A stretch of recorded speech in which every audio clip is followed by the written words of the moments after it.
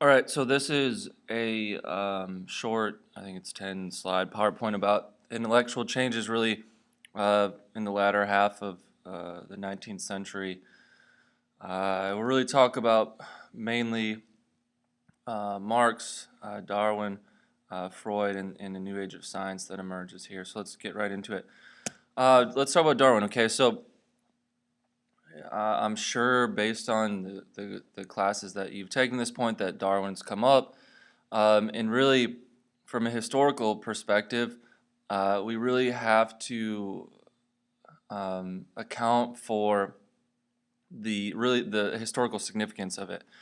And whatever your own sort of personal beliefs are on this, we can't sort of undermine or not account for how important of a intellectual change this was, as far as when Darwin proposes his ideas of natural selection and the origin of species, and really talks about how, like, evolution sort of broadly, and then the Descent of Man in 1871, where he specifically talks about the evolutionary tract of humans. And this is really important and is going to have significant social and intellectual impacts, not only in like the ideas that Darwin has, even like religious stuff too. Not only even like the ideas that his, but like his ideas are going to be adopted and bastardized in many ways, because we'll end up talking about like social Darwinism next week, and sort of rounding out this unit when we talk about imperialism. And people are going to use Darwin's ideas in a variety of ways and to justify a lot of bad things.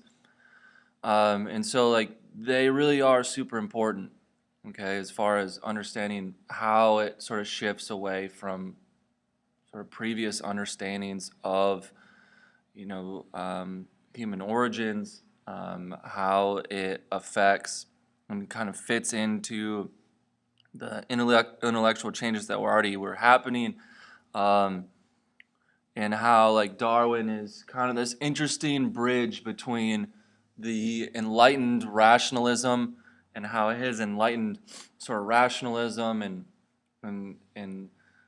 faith and reason really leads him to conclusions that are going to encourage a whole lot of sort of irrationalism, as far as the intellectual changes that come after that, movement away from sort of the more conservative traditional views and things like that. So it's definitely interesting to think about. Some of the key points here, these like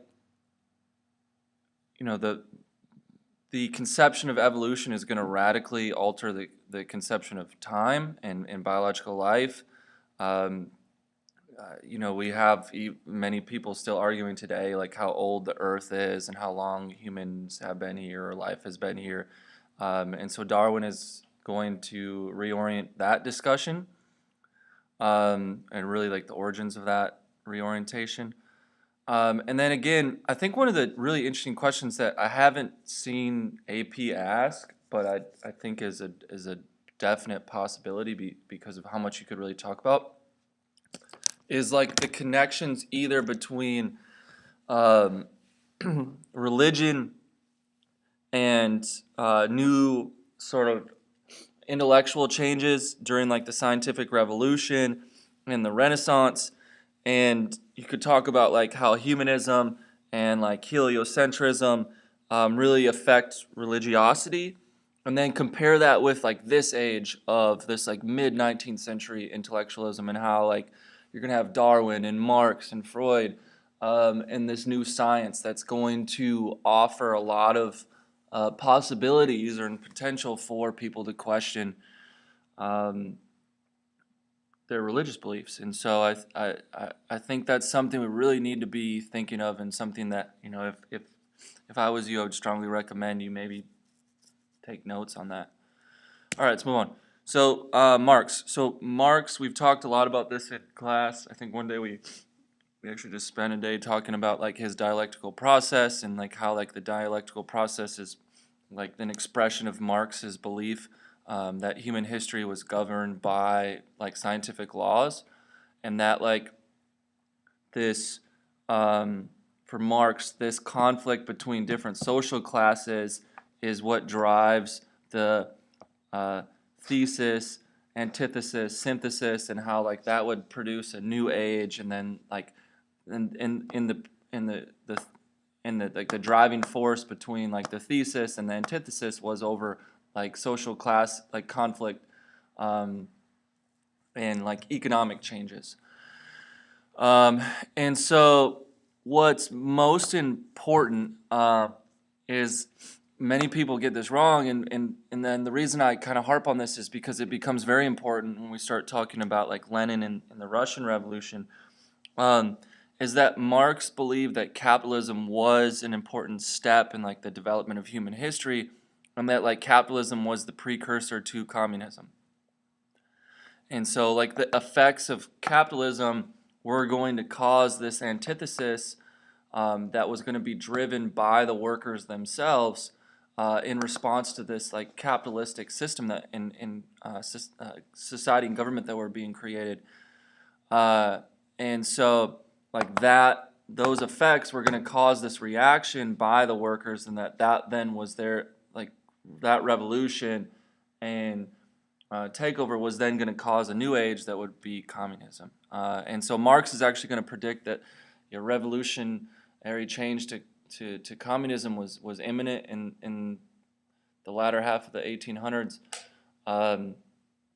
really largely because of the fact of all of the sort of negative effects of industrialization that had really built up by that point in history. And we'll come back to Marx because, and I'm not going to sort of labor on this now, but I think one of the interesting questions that I'll ask you when we get to the Russian Revolution is like the extent to which Leninism is really going to differ from Marxism, and where the like Lenin is going to differ from Marx, and how he's kind of opportunistic in like his usage of some of Marx's ideas, and how he really kind of just jettisons others that are not as don't really mesh with what he wants. We also see, as far as like we're still talking about intellectual things, liberalism is really going to change, okay? And liberalism is going to become less concerned with like early liberals were really concerned with constitutions, and so like in the immediate sort of aftermath of the Napoleonic era and this resurgence of conservatism, those early liberals are really going to want to like their main goal is constitutions and placing limits on government power that respect people's natural God-given rights. And that comes directly from the Enlightenment, right? So like that's going to shift really as a result of the effects of the Industrial Revolution. And so as well, and like you got to realize also is that like there's political changes happening here. So like slowly but surely governments throughout the 1800s start to expand the rights that people have, and the amount that they can participate in their government, sort of depending on what country obviously you're talking about, but sort of generally speaking, we're seeing this movement towards mass politics, where we see more people involved, more suffrage, more political parties, and just a movement towards constitutionalism, more democratic forms of government. We're not even close to democracy yet, but more democratic forms of government. And so as that's happening, like liberals start to shift their focus more towards like the inequities that industrialization was causing. And so like this socially conscious liberalism that develops is largely the result of like the negative effects of industrialism across Europe. One of the most famous liberals of the mid to later half of the 19th century is John Stuart Mill. He's maybe most famous not only for just like endorsing individual freedom, but he's also really important for like strong arguments in favor of women's rights. And so that's important. We'll come back to that some more. But what we'll see is like the interesting change for liberals during this time period is that um, they are going to start to utilize the mechanisms. So instead of like government being the problem and like needing to create constitutions in order to protect people from government, they start to view government as a useful tool to enact social change, and that government could be utilized to like intervene in sort of the worst conditions, and could be utilized to like intervene in on behalf of like the poor to make their like to alleviate their suffering. Um, Now the problem is sort of once they interject themselves into government, it causes a whole lot of infighting. Um, do we how much do we support nationalism? Like how much do we support imperialism? To like what extent are we going to push these reforms? And so like it becomes a less unified movement as like it becomes more complex, I guess, in the late 1800s and early 1900s, and especially as like the factors that will lead into World War I really become more and more present in politics. Um, I think sort of just generally speaking, so we're going to see new science, okay? So like, I think you need to understand that. So like new science, we're going to talk about more of it as we kind of move here. But like new science with Darwin, Planck, Einstein, Curry, like people like that there's going to be a lot of scientific change in the way that like science was understood, and especially what like science could tell us about our world and our universe and our existence.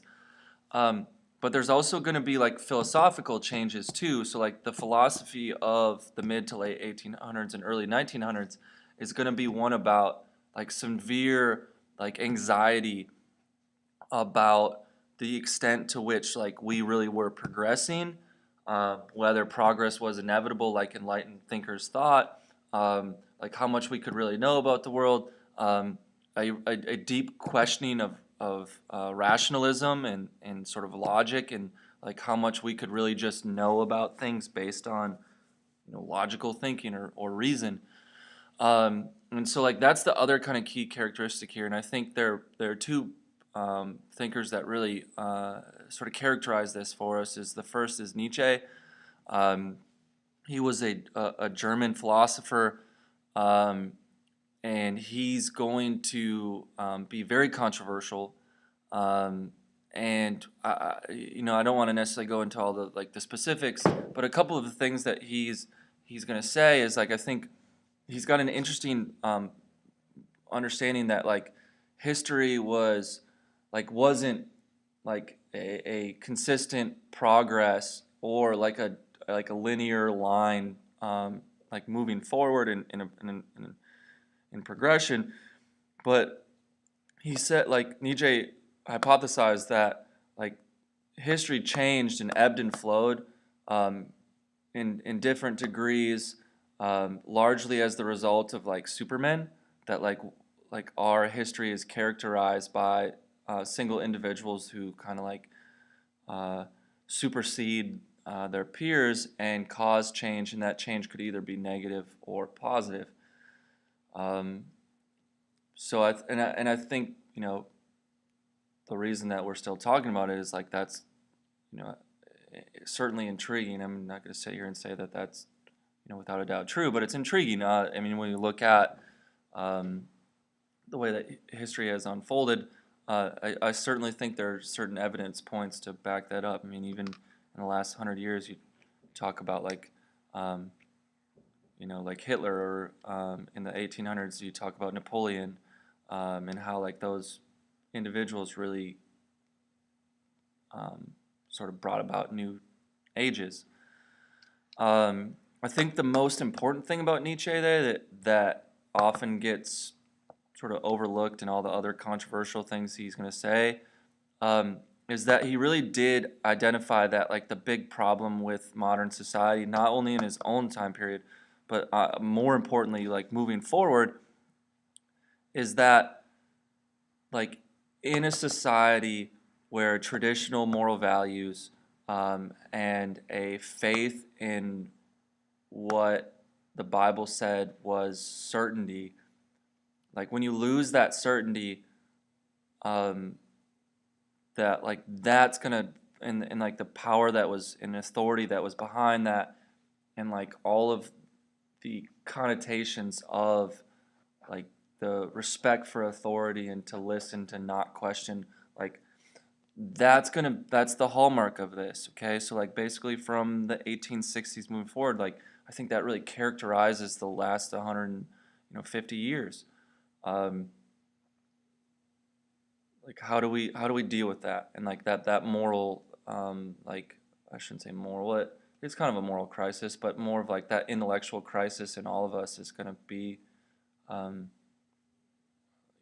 right at the sort of forefront of like philosophical and intellectual discussion. And it's going to be super important like when we get to existentialism, um, in the 1900s. Okay, let's talk about Freud. Okay, so Freud, he was in some ways like started. Um, well, I shouldn't say that. So in he, I mean he like if you ever take a psychology class, you're gonna study Freud and like how Freud was really super important about sort of psychoanalyzing, the human unconscious part of like the mind, and like being able to explain like why like human activity, uh, like be able to explain why humans do certain things, uh, without like like uh, with like just like what are the drivers of human action, I guess is what I really want to say. And like what Freud is going to say is that like the human actions are controlled by like basic instinctive needs, just like animals are. We want to survive, we want to be social, and we want to reproduce. Now, what's going to happen is that we've created a society that has certain rules, and that like we in our brain have like an ability to sort of control those animalistic sort of tendencies in order to like fit in. And so like what Freud said is that we're not really as rational as we think, and like for him, he says we're not really rational, like we're not necessarily rational, we're just rationalizers. Is that like we take inherently irrational things, apply a ration like reason to them, and think like, oh, this makes sense now. Um, but like at its core, like we aren't driven by logic or reason, we're still driven by those like instinctive desires. And so like we try to reason like around those, but those in themselves are just our subconscious, uh, sort of forces that are always acting on our choices, whether we realize it or not. Um, And so, like for him, one of the other things that's really important is like he talks a lot about sex, and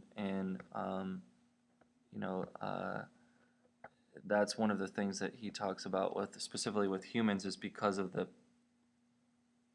like how suppressed human sexuality is in society, that like this ends up causing a lot of disorders, with like human socially.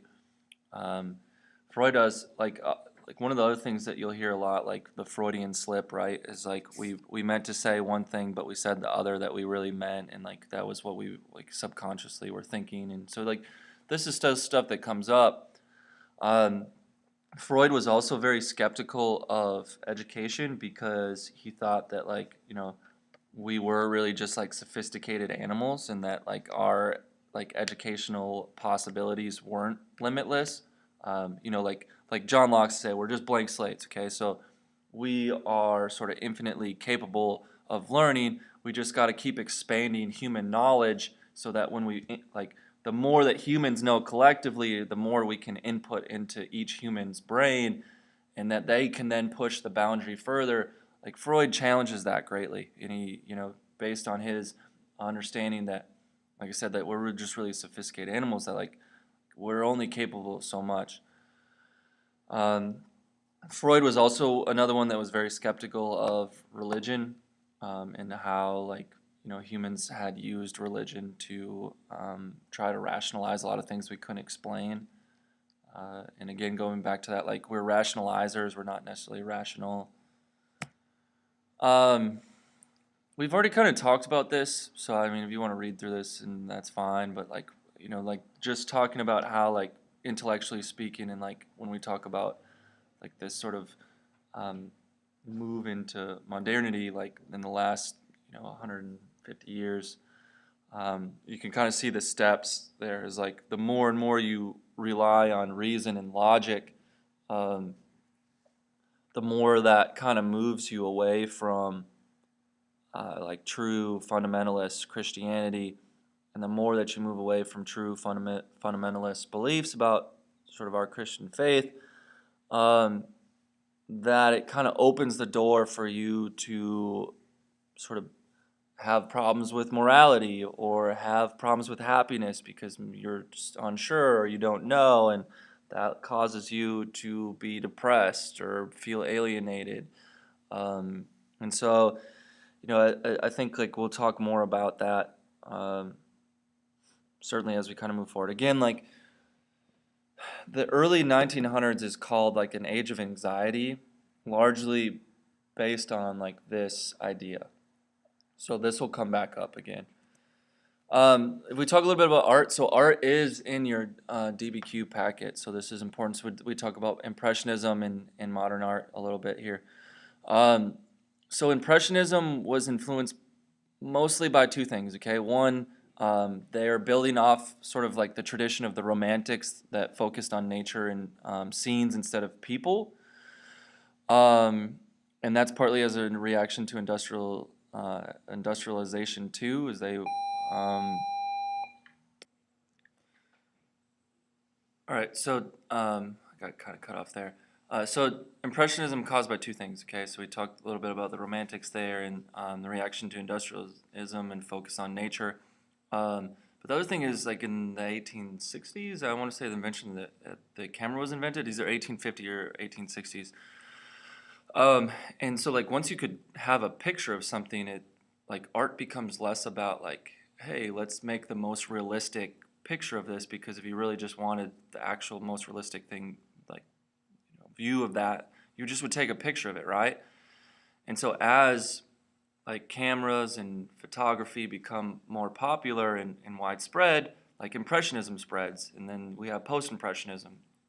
And really like the essence of both is that like with the art you're trying to impress emotions or feelings into the scene, so that the person that's viewing the scene is able to kind of feel the scene instead of just like see it. So like that, like there's connotations of like emotions and feelings, and that like it's supposed to cause you to feel certain things.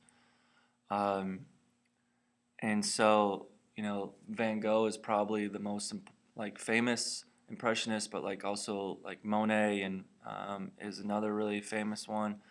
We'll talk more about, and you're going to do a art project over break here, so this will come up more. But I do think in your DBQ one of the documents was an impressionist piece of art. The other thing that changes in this happened now. This is at like the very end of the 1800s, and then in the first part of the 1900s, leading all the way into like World War II, is like modern art, and how like the first big example of like modern art is Picasso and Cubism. We're also gonna like sort of go into like surrealism a little bit too, but it's basically like you know you kind of jettison like rational approaches and like orderly approaches to art, and like you just kind of like let your creativity go. And so like that kind of is the hallmark of like sort of modern art, um, especially in sort of a European sense. All right, last slide. So there's I sort of mentioned this at the beginning of it, is that like there's a new age of science, and remember, like, this new age of science is also going to connect to Darwin, and like this, like until the end of the 1800s, like the faith in Newtonian physics is really going to be like the driving force of like all scientific knowledge. So like Newton and his like laws of motion and gravity like established that we live in a universe or in a world that is like a giant machine or a clock that is operated by like strict rational laws. And so like everything is controlled by natural laws that are inherently orderly, rational, logical, and can be figured out. And so like one of the things that one of the sort of beliefs that stems from that then is that like we will eventually be able to gain complete knowledge of the universe, because all it takes is just sort of understanding these natural laws, and that as we know more about it, we'll be able to figure out more, and that will kind of like feed into each other. That whole sort of faith in sort of rational scientific understandings is going to be destroyed like in the 1890s to up to the 1920s, and then kind of moving forward there. And so between the 1890s and the 1920s, we start to have important differences. So like Einstein's theory of relativity.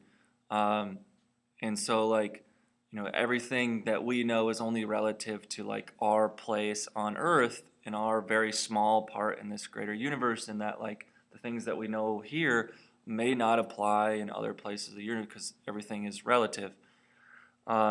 You have like Planck's quantum theory that he's going to say and sort of hypothesize that, and I think as much as my like the extent to which my scientific knowledge is correct here is that like those like quantums or quantas are like the smallest separable units or inseparable units. So it's like you can't like quantas that you can only have like one or two, and it's like not 1.5 or, and so like that like those, and what he really was talking about is like I think the energy in heat or light, maybe I think it's light, or I don't know, maybe both, but like the point is like that like energy wasn't emitted through, I forget if it was heat or light, like in an orderly manner, that there were like that happened in bursts, and that like there wasn't a way to kind of figure that out.